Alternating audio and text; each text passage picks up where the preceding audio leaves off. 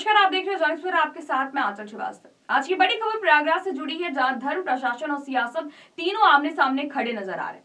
शंकराचार्य पदवी को लेकर उठा विवाद अब सिर्फ धार्मिक बहस नहीं रहा, बल्कि ये मुद्दा सियासी रणभूमि में तब्दील हो चुका है। माघमेला क्षेत्र में शुरू हुआ ये टकराव अब लखनऊ से लेकर दिल्ली तक गूंज रहा है। दरअसल ज्योतिष पीठ के शंकराचार्य कहे जाने वाले स्वामी अविमुक्तेश्वरानंद को लेकर प्रयागराज माघमेला प्रशासन ने एक नोटिस जारी किया था। इस नोटिस में सवाल दिया गया कि क्या वे स्वयं को शंकराचार्य के रूप में प्रस्तुत कर सकते हैं, जबकि ये मामला सुप्रीम कोर्ट में विचाराधीन है। बस यही से विवाद ने तूल पकड़ लिया। स्वामी अविमुक्तेश्वरानंद की ओर से इस नोटिस को धार्मिक परंपराओं में सीधा हस्तक्षेप बताया गया है और इसके जवाब में मेला प्रशासन को 8 पन्नों का विस्तृत स्पष्टीकरण भेजा गया। लेकिन मामला यही नहीं रुका। इस पूरे विवाद के बीच अब सियासत की एंट्री हो चुकी है और समाजवादी पार्टी के राष्ट्रीय अध्यक्ष अखिलेश यादव ने सीधे सीधे भारतीय जनता पार्टी पर तीखा हमला बोला है। अखिलेश यादव ने सोशल मीडिया पर लिखा है, क्षमा वीरस्य भूषणम। उन्होंने इशारों में सरकार से माफी मांगने की बात कही और कहा है कि अगर किसी गलती से आप अप्रत्यक्ष रूप से जुड़े भी हों तो माफी मांग लेने में कोई छोटा नहीं हो जाता,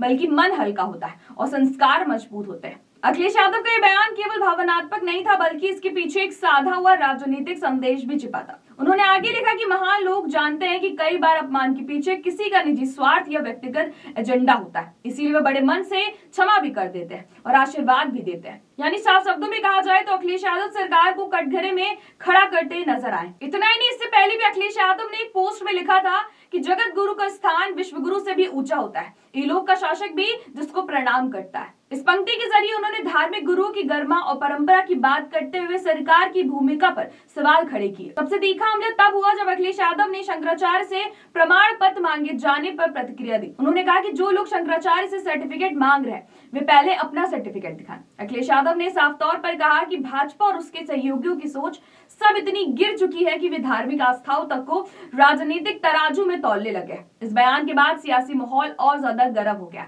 अब जरा प्रशासनिक पक्ष की बात करें तो प्रयागराज माघ मेला प्राधिकरण ने 14 अक्टूबर 2022 के एक सुप्रीम कोर्ट आदेश का हवाला देते हुए ये नोटिस जारी किया था, लेकिन स्वामी अविमुक्तेश्वरानंद की ओर से इस दलील को अधूरा और तथ्यहीन बताया गया है। उनके वकील अंजनी कुमार मिश्रा और पीएन मिश्रा ने भी कहा है कि प्रशासन जिस आदेश की बात कर रहा है उससे पहले 21 सितंबर 2022 का एक और आदेश मौजूद है, जिसमें स्वामी अविमुक्तेश्वरानंद को शंकराचार्य के रूप में संबोधित किया गया। यानी उनके मुताबिक प्रशासन केवल चुनिंदा तथ्यों को सामने रख रहा है और पूरे मामले को गलत दिशा में ले जा रहा है। वकीलों ने यह भी कहा कि धार्मिक पदों पर प्रशासनिक सवाल खड़े करना करोड़ों हिंदुओं की आस्था का अपमान है। इधर बुधवार को उस वक्त माहौल और तनावपूर्ण हो गया जब स्वामी अविमुक्तेश्वरानंद के अनुयायी मेला प्राधिकरण के सेक्टर 4 स्थित दफ्तर पहुंचे। काफी देर इंतजार के बावजूद कोई जिम्मेदार अधिकारी वहां मौजूद नहीं मिला।